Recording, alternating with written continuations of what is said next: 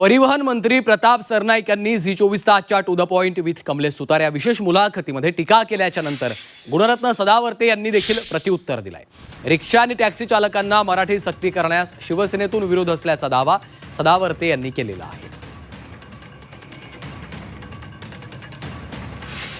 त्यांना जे जमलं नाही, त्यांचं जे उघड पडत चाललंय, त्यांना आता समजत नाही की किती किलोमीटर त्यांची मंत्रिपदाची धाव आहे, किती किलोमीटर ते मंत्रिपदात टिकतील हे बोलू नये, परंतु त्यांनीच पिंडारा ओपन केल्यामुळं मी हे बोलत आहे, हे त्यांनी मला बोलण्यासाठी भाग पाडले।